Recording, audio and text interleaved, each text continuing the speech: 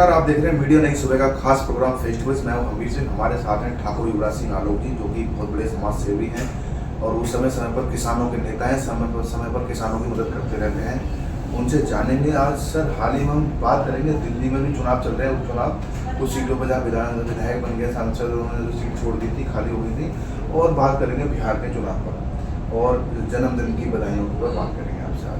तो सबसे पहला मेरा सवाल है, हाल ही में दिल्ली में कुछ सीटों पर उपचुनाव हो रहे हैं काउंसिलर के, निगम पार्षद के। क्या लगता है कि भाजपा अच्छा काम कर रही है दिल्ली में? जब नई सरकार बनी है तो जनता भाजपा की कोई जिताएगी उन सीटों पर जो खाली हुई है, या फिर आप या कांग्रेस खाता खोल लेगी? देखिए, मुख्यमंत्री रेखा गुप्ता के नेतृत्व में जी भारतीय जनता पार्टी की जो नई सरकार चल रही है, ये पहले पूर्व मुख्यमंत्री केजरीवाल से अगर तुलना करें तो उससे बहुत बेटर है। और अभी बहुत ज़्यादा समय नहीं हुआ है, लेकिन दिखाई दे रहा है सारी चीज़ों पर उनकी नज़र है। और मुझे नहीं लगता कि इस बार जो ये चुनाव हो रहे हैं कुछ सीटों पर, इस बार कांग्रेस या आम आदमी पार्टी खाता भी खोल पाएगी।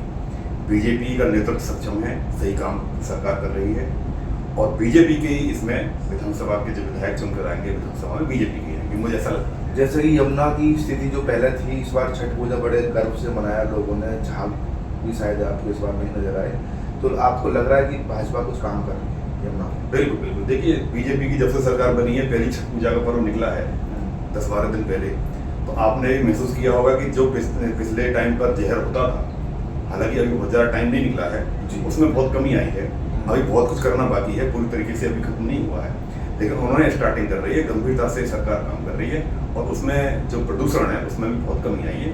और आगे आने टाइम दिल्ली में थोड़ा सा वायु प्रदूषण बहुत ज़्यादा स्तर पार कर चुका है, सांस लेने में भी दिक्कत आ रही है। हालांकि सरकार ने करोड़ों रुपए कृत्रिम वर्षा कराने में खर्च कर दिए, जिससे कि ये पॉल्यूशन थोड़ा कम हो जाए, लेकिन वो फेल हो गई। क्या करें? बिल्कुल आपने सही कहा। देखिए, दिवाली से 2 दिन पहले ये पॉल्यूशन स्टार्ट हो गया था, अब दिवाली आने पर थोड़ा सा और बढ़ गया। अब इस पर सरकार गंभीरता से पहले ही अगर इशारा करती तो ये हाल नहीं होता। अब तो बहुत ज़्यादा पॉल्यूशन हो गया है, अब इसमें सरकार टाइम टू टाइम कर ही रही है। और मुझे नहीं लगता कि अगले साल इतना पॉल्यूशन रहेगा, इसमें जरूर कमी आएगी, क्योंकि इस बार सरकार ने बड़े गंभीरता से सारी चीज़ें ली हैं। रेखा गुप्ता जो मुख्यमंत्री बनाई है नेतृत्व ने, बहुत सोच समझ के बनाई है, और उनके नेतृत्व में सरकार बड़ा अच्छा काम कर रही है, पॉल्यूशन में भी कमी आएगी।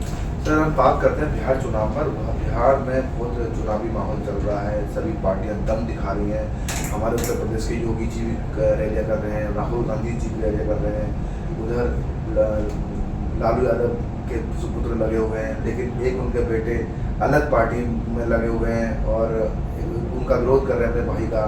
तो क्या कुछ कहेंगे बिहार की राजनीति में? आपका मन क्या है कुछ कहने का? देखिए, भारत में 2 राजनीतिक दल ऐसे हैं जो प्राइवेट लिमिटेड नहीं है, जो किसी की पुत्र की बपोती नहीं है। एक तो भारतीय जनता पार्टी जो पुराना जनसंघ रहा, दूसरा जो कम्युनिस्ट है। कम्युनिस्ट की विचारधारा से हम असहमत हो सकते हैं, लेकिन कम्युनिस्टों में क्या बपोती नहीं चलती कि जिसका बेटा है वही बनेगा, उत्तराधिकारी वही बनेगा। और सारी जितनी भी पार्टियां हैं वो सब उनमें उत्तराधिकारी उस तरीके से चलते हैं, जो भी क्षेत्रीय दल है या कांग्रेस है। तो बीजेपी इस बार बिहार में, जैसा आपने पूछा, मुझे नहीं लगता कि कोई दूसरा दल, राष्ट्रीय जनता दल या तेजस्वी जी के नेतृत्व में या कोई और भी गठबंधन आगे आएगा। बीजेपी की पुनः सरकार बनेगी, पूरी मजबूती से बनेगी। तेजस्वी उनके साथ है, रामविलास पासवान के जो सुपुत्र हैं, और प्रधानमंत्री मोदी जी के नेतृत्व में सारा चल रहा है। और योगी जी का तो देख रहे हैं, वो तो वर्ल्ड लेवल के लीडर बन चुके हैं, उनका तो हिंदुस्तान में क्या वर्ल्ड में मुकाबला नहीं है। और योगी जी की जिस तरह सभाएं हो रही हैं, जिस तरह भीड़ आ रही है, उससे आप समझ सकते हैं कि बिहार में अब पहला ही चुनाव होने वाला है, पहला जो चरण है, तो बीजेपी की सरकार बनेगी, इसमें कोई दो राय नहीं है। और बीजेपी की सरकार पहले से ज़्यादा मजबूती से इस बार बनेगी, ऐसा मुझे लगता है। जी, सभी दर्शकों को आप, गुरु पूर्णिमा है आज, वाहेगुरु, उनके आप शुभकामनाएं हम हमेशा देते रहते हैं। आज भी 2 शब्द बोलिए। देखिए, सबसे पहले तो ये है कि साल का सबसे बड़ा दिन है, कार्तिक पूर्णिमा है, सबसे बड़ा दिन है। और ये स्मरण कराता है जब हमारे पिता की पुण्यतिथि, जब पिता का हमारा मोक्ष प्राप्त हुआ, उस दिन ये 13 नवंबर की थी उस साल में, 2008 में 13 नवंबर का था। पिताजी का देहावसान करीब ये समझिए कि 4:30 सवा 4 बजे करीब हुआ। कार्तिक पूर्णिमा जो बहुत बड़ा दिन माना जाता है, बृहस्पतिवार का दिन था उस दिन। पिताजी का जन्म बृहस्पति को हुआ, उनकी शादी भी बृहस्पति हो गई और उनकी मृत्यु भी बृहस्पति हुई। और कार्तिक पूर्णिमा का इतना बड़ा दिन होता है, वही ब्रह्म मुहूर्त में, तो उनको तो मोक्ष प्राप्त हो गया। उस वजह से भी स्मरण है।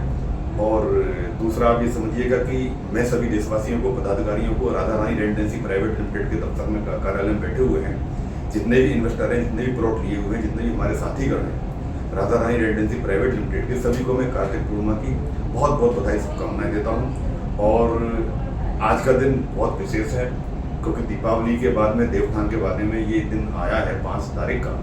और आज इसलिए भी विशेष है, जैसा आपने पूछा, आज हमारे जो दामाद हैं देवेश, उनका भी जन्मदिन है। कल हमारी पत्नी का जन्मदिन था। 4 तारीख का उसका रहता है, 5 का उनका रहता है। जैसे हमारा 17 दिसंबर शुरुआत होता है, प्रधानमंत्री जी का होता है, हमारा होता है, हमारे भतीजे का होता है, भतीजी का होता है। अंतिम चरण 24 सितंबर का हमारे भाई का होता है, टिम्पल का। वो 1 हफ्ते का प्रोग्राम चलता है, ये 2 दिन का चलता है, 17 तारीख में से लेके और फिर ये आज नवंबर में। तो मैं जन्मदिन की भी बहुत बहुत शुभकामनाएं देता हूँ और कार्तिक पूर्णिमा की बहुत बहुत शुभकामनाएं देता हूँ।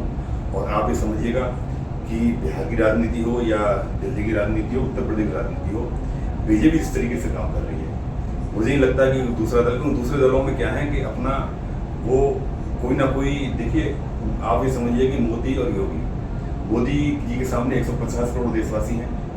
अगर रोहिंग्या, बांग्लादेशी और कुछ उन लोगों को निकाल दें तो 120 करोड़ तो हिंदुस्तानी हैं ही हैं जी। ऐसे योगी जी के साथ 25 करोड़ 22 करोड़ की जनता है जो उनके पुत्रवती है। वो सिर्फ इनका ध्यान रहते हैं, उनका दिमाग कहीं चलता नहीं। ये 2 लीडर ऐसे हैं जिनको हम सल्यूट करते हैं और उसके बाद में राजा भाई भैया के नेतृत्व में लगे हुए हैं, उनकी चीज़ में सारी चीज़ें चल रही हैं।